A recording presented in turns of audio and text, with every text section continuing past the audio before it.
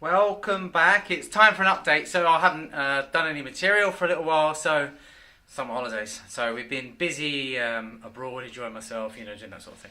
So yeah, tremendously nice. And so we've had some great weather here, as you know. So one of the last pieces I did was about the flat roof. So I'm really, really glad to report that we have finished our flat roof. So we're completely in the dry now, and it's absolutely epic. So a really good mate of mine, Simon, from a company called Highview. He's an outreach specialist, so a single ply specialist, and he's did a really nice job of that. So where am I? I'm in one of the last remaining bits of the old house. I'm in the bathroom. So you can see there's a tiled wall behind me and some random tiling with a motif on it. And the reason I'm doing this little piece is to say that it's quite iconic. This is the last bit of wall in the old building to go. When I say the last bit of wall, we have no walls anywhere else. We just have no external walls. We have no internal walls.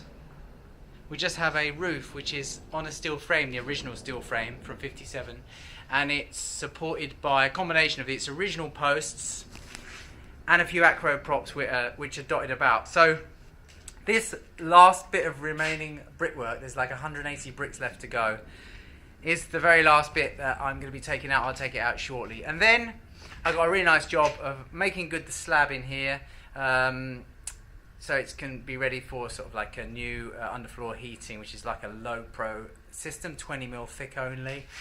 And we'll tie that into the new areas here, so sort of like all around me I'm surrounded by the new extensions.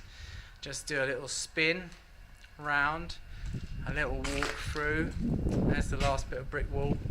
So if I go to the front of the building and look back, no walls, no exterior walls, just my steel frame. And above me I've got my new eco joist roof, which is epic. And then coming back through here, sorry I'm walking backwards, I can't think of a better way of doing it really, because I don't have the luxury of a camera person, just me and my arm and my mobile phone. And then so this is obviously the last time you saw it was all walls, everything else, and there's the new bit on the back, and this is the new bit on the side.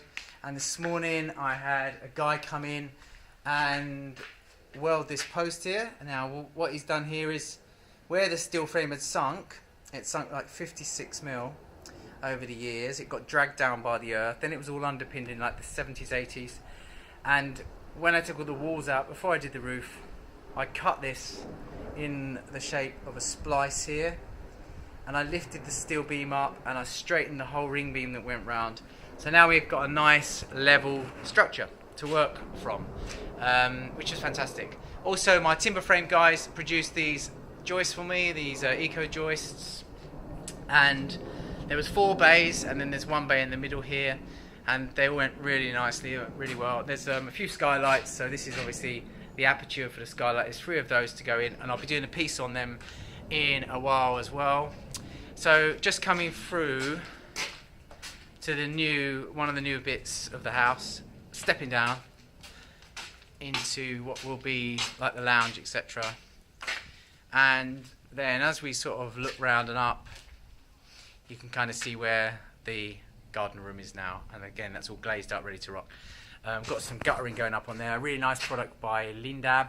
It's a steel guttering and it's like a natural looking colour, but it's going to patina down. So I'm going to be doing a piece on Skill Builder for that, just solely for that, because it's a really nice bit of kit. I really recommend looking at the video, but I'll give you a notification of when that comes up. So, lastly, the next job for me is to build the new walls in the old building. So it's a combination of exterior panels, which are basically, how can I put it, like the bit behind me now. It's just like strips of wall like this. So they'll connect the slab to the ring beam at the top, and then in between there is glazing, so not dissimilar to what you can see behind me. And then I'll be doing the interior partitioning, which is going to be a combination, I think, of timber frame for load bearing purposes that don't need to be load bearing, but where I'm going to come across and underneath the steels, I want them to connect and I want them to catch the steel work and actually do a job. Because what you find with a timber and steel structure there's an element of you know, movement. If you've got snow loading on the top of there could be some deflection. So if I can just eliminate that as much as possible, we'll have a lot less cracks in plaster potentially as we go forward. So that's kind of the next thing, and then after that it'll be first fixing electrics, first fixing plumbing, and the exterior glazing is en route as well.